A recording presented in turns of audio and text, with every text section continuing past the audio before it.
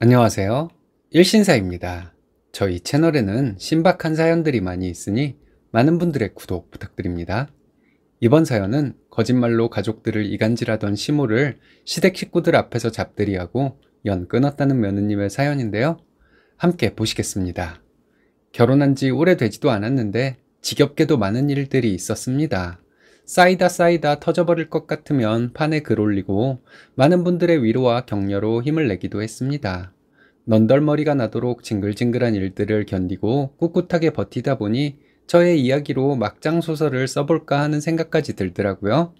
드디어 갈 때까지 가서 참지 못하고 터뜨려버리고 시댁과 영 끊고 지내고 있습니다. 그 일 이후로 정말 시자만 들어도 진저리가 쳐졌는데 시간이 약인지 이제는 좀 마음이 안정되어감을 느낍니다. 한 달에 시댁 행사가 여러 개 있는 달이 있습니다. 시아버지, 시어머니, 아주버님 생신이 모두 같은 달에 있어요. 결혼 후 두 번째였거든요. 시어머니는 작년에도 환갑이라 하시더니 올해도 환갑이라 하시더군요.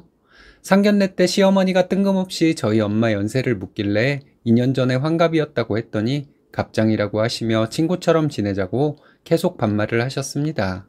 그 자리에서 다 때려치웠어야 했는데 하는 후회도 많이 했네요.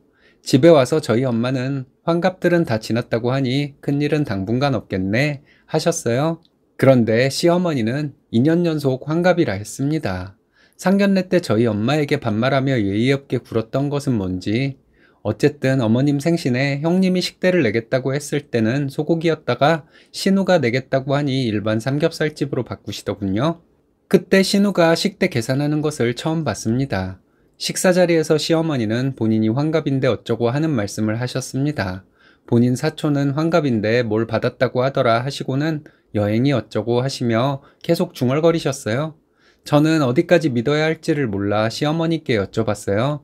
어머니 올해 환갑 맞으시냐고 물었더니 본인 사촌과 동갑이고 환갑이 맞다 하시더군요. 호적과 실제 나이가 다르신 거냐고 여쭤봤는데 시매부가 끼어들어 대답하더군요. 환갑 맞아요. 60세 때가 아니라 61세 때가 환갑이에요. 모르시나 보네. 이런 것도 모르는 어린애 취급을 당하고도 그냥 넘겼습니다. 그때 터뜨렸어야 했는데 하는 후회가 드네요.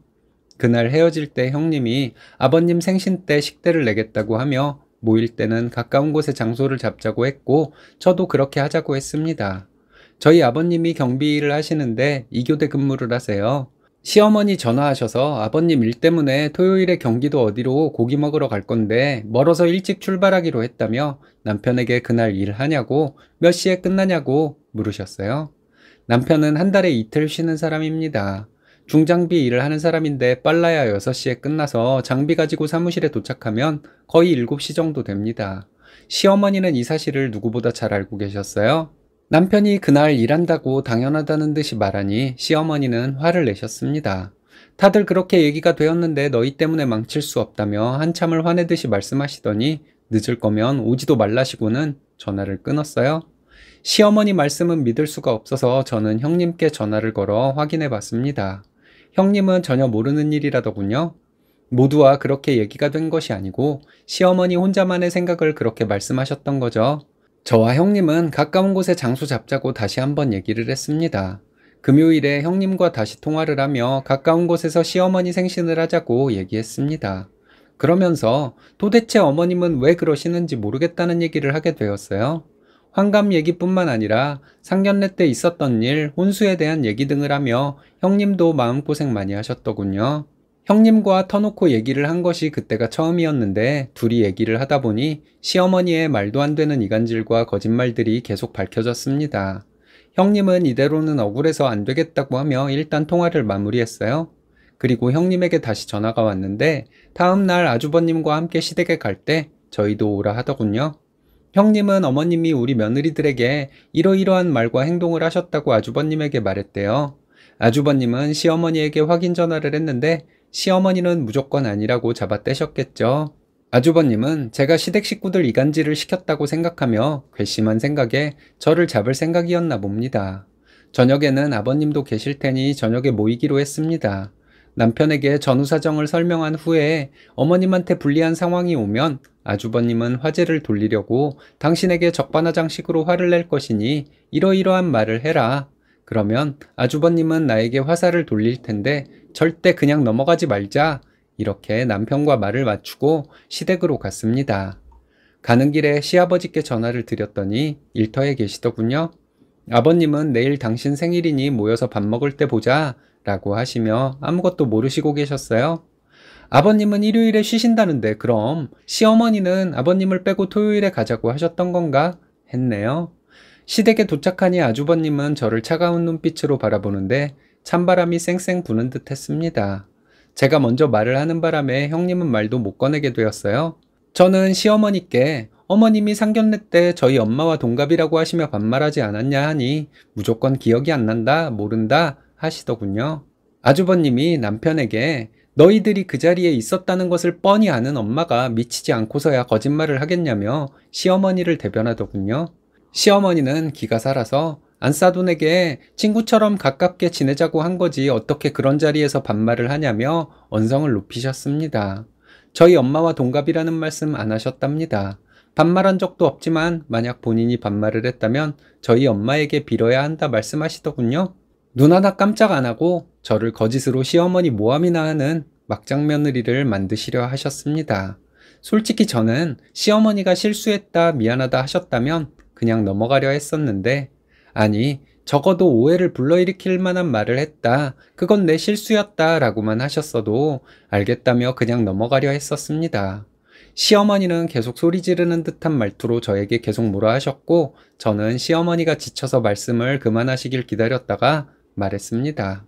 어머님께서 아니라 하시니 할 수 없죠. 이렇게 되었으니 저희 부모님 부르겠습니다. 저희 부모님도 아니라고 하시면 제가 거짓말을 한 거겠죠? 저희 엄마 그날 집에 오셔서 저딴 집 구석에 시집을 꼭 가야겠냐며 우셨는데 아마 정확히 기억하실 거예요. 라고 말씀드렸습니다. 시어머니 말이 갑자기 바뀌더군요.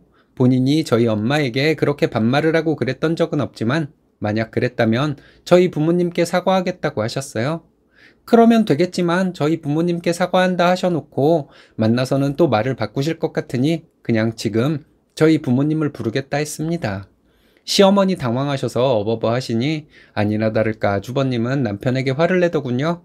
너는 그때 뭐하고 있었냐는데 남편은 상견례 자리에서 엄마가 그런 행동을 하길래 초긴장 상태로 있었고 엄마가 그런 행동을 한 게 잘못이지 형이 나였으면 그 자리에서 뭘 할 수 있었겠냐고 따졌어요. 아주버님은 저에게 지난 일이고 기억 안 나는 일인 걸 이해하고 넘어가 줄 수 있는 거 아니냐 하더군요. 저는 시어머니가 큰 잘못을 하셨지만 인정하고 사과하면 넘어갈 수 있지만 그런 적이 없다고 잡아떼면서 내가 거짓말로 시댁에 분란을 일으키는 막장며느리로 만드니 사실을 밝히고자 하는 것이라고 했습니다. 아주버님은 갑자기 울면서 자기 엄마가 불쌍한 분이라더군요. 본인 엄마가 또 안 그런다고 장담을 못하겠다. 같은 여자로서 이해해주면 안 되겠냐 하는 아주버님에게 저는 무조건적으로 어머님을 감싸고 싶으셔서 이런 억지를 쓰는 것을 보니 아주버님은 어머님과 똑같은 것 같다고 고생 참 많으시다고 비아냥대며 말했습니다.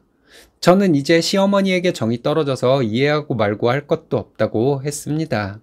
그리고 저는 그동안 시어머니가 이상한 행동을 하고는 제가 잘못한 것처럼 뒤집어 씌웠던 것들을 하나하나 얘기했습니다. 자세히 말하자면 너무 글이 길어질 것 같아 자세한 내용은 적지 않을게요. 우리 이사 갈 때 왜 그렇게 우리 부부 사이를 거짓말로 이간질을 하셨는지, 우리 집들이 때는 도대체 왜 그런 말도 안 되는 트집을 잡으셨는지, 어머님이 하신 말씀을 내가 한 말로 바꿔서 아버님께 고자질을 하신 것은 뭐였는지, 내가 하지도 않았던 말을 꾸며내서 남편과 내가 싸우게 만들었던 것은 우리가 이혼하길 바라시고 하셨던 행동이었는지 따져 물었습니다.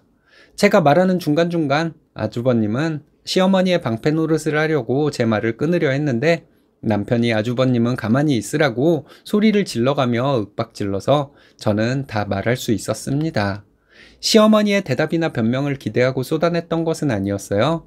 어차피 어머님은 본인이 불리하면 그런 적 없다고 잡아떼거나 입을 다물거나 둘 중 하나인 분이니까요. 아주버님 들으라고 한 소리였습니다. 봐라, 이래도 넌 너네 엄마 편만 들래? 이런 메시지를 아주버님께 주고 싶었습니다. 쏟아낼 만큼 쏟아내고 시어머니와 아주버님에게 다시는 나를 못 보게 될 테니 그리 알라 말하고 집으로 돌아왔습니다. 집에 와서 남편이 말하더군요. 제가 한 말들 중에서 자기가 몰랐던 얘기도 있었다고 미안하다고 했습니다. 저는 남편의 사과로 좋겠어요? 시어머니는 어차피 안 바뀔 뿐이시고 아주버님도 똑같은 사람이니 그 두 분에게 담아두었던 말 전부 쏟아내고 사실을 제대로 알게 해준 것으로 됐다고 생각했습니다. 시아버지에 대해 생각하면 마음이 좋지 않습니다. 과묵하시고 성실하신 전형적인 저희 아버지 세대의 가장 스타일이시거든요. 하지만 제가 살아야겠기에 그날 이후로 시댁에 안 가고 있습니다. 그 다음날 형님과 통화했는데 그날 형님은 집에 가서 아주버님을 잡았다고 합니다. 그동안 시어머니께 당한 것들을 아주버님에게 쏟아내며 계속 어머님 편만 들 거면 이혼하자고 했대요. 아이들 앞에서 아주버님에게 소리소리 지르며 난리도 아니었다고 합니다. 결국 아주버님은 형님에게 두 손 두 발 다 들었고 형님도 시댁에 안 가고 있습니다. 저희 남편도 시어머니 때문에 저와 오해가 생겨 싸우기도 하고 며칠씩 냉정기간을 가졌던 걸 생각하면 넌덜머리가 난다며 시어머니 전화도 안 받고 있어요. 결국 시댁에는 효자인 아주버님만 가고 있는 거죠.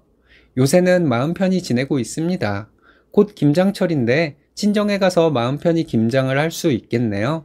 점점 추워지는 날씨에 건강 유의하시기 바랍니다. 일 저지르고 본인이 불리하면 입 다물거나 거짓말하는 것은 불치병인 것 같습니다. 가족 중에 이런 사람 한 명 있으면 가족들 모두 힘들어 하더라고요. 거짓말을 입에 달고 사는 사람은 본인이 한 거짓말을 사실로 믿게 돼서 위험한 거라네요. 그런 사람은 안 보고 사는 것이 최선인데 쓰니님은 최선의 선택을 하신 것이란 생각이 듭니다.